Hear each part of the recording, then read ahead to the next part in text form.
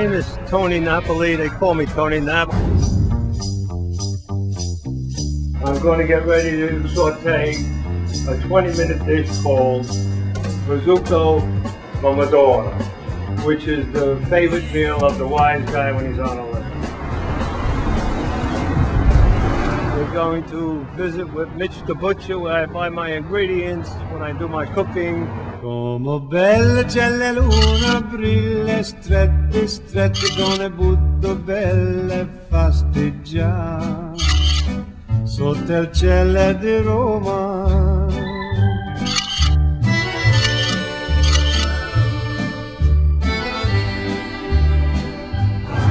Paolo Gambino. I was invited to his house to make this traditional polenta pomodoro for him and Paul Castellano. Even when doing time, we are able to get whatever I have on display here, we are able to get it smuggled in through the garbage detail. My father was Jimmy Nap. He was the king of the number business in the 5 boroughs. He was respected by law enforcement as well. A judge apologized for sentencing him once. He said, "I apologize to you, Mr. Napoli. I have to give you the maximum sentence, and the state is doing the same thing you're doing. The only thing is you didn't have a license, but I still have to give you the maximum sentence, 7 years." I'm going to use imported olive oil first. I'm going to put it into the frying pan. Now I'm going to open up my can of tomatoes. I'm going to put some of them in here, and I'm going to smash them with the fork. I usually start singing to myself, but I also ask help from Madonna. That's the saint, the Blessed Mother. Matter of fact, that's the same saint that's put in your hand when you become a made man, and they prick your finger with a little bit of a knife, and that blood pours on top of that pitcher.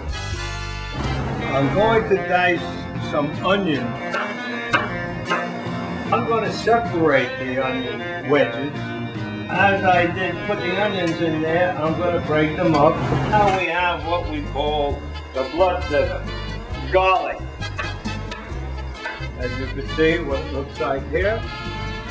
This will not burn. That's why I'm putting it in with the pomodoro. That would be the tomatoes. So this way it's not alone in the frying pan with the olive oil, because the flame, I don't care how low it is, will burn the garlic and turn it black, and then you'll have nothing. You burned everything out of it. Now, we have the garlic in there. We have the onions in there. We have the tomato, the peeled tomatoes in there, which we call pomodoro. Now, what else is missing in here to make it a dish called prosciutto pomodoro? The prosciutto. Now, here's the prosciutto here. I have to trim this, and I'm going to take in sections that I feel as though it's free of most of the fat. I put this in last because I didn't want it sticking to the bottom of the frying pan. I'm going to now treat this sauce, and I'll keep it on there anywhere between 15 and 20 minutes. I'm going to take now my linguini. Now I'm going to cook here about a half a pound. I'm putting it in whole, I'm not breaking it up.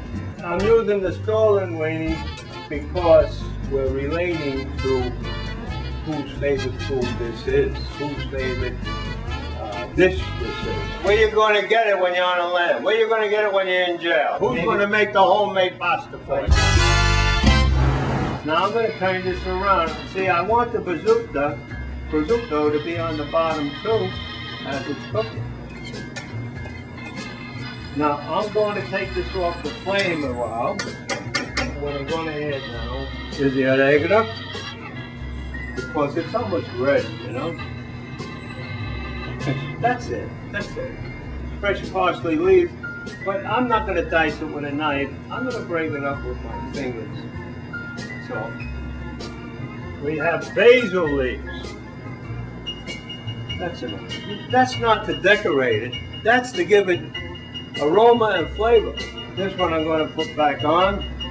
I'm going to take some of the water from the pasta pot to give it a little more wetness. Tomatoes then will not stick to the bottom of it. As I look at the onions that they're getting softer, then I know it's almost ready. Pinch of salt here and there.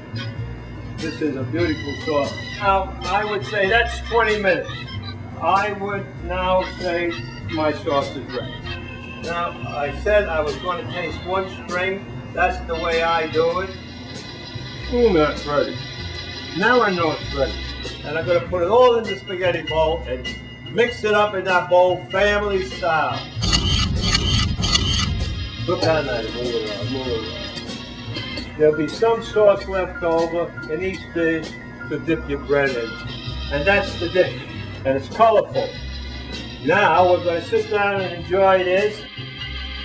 I had the same meal in an Italian restaurant, and John Gotti said to his boys, let's have Tony Nap make it for us, he does a better job.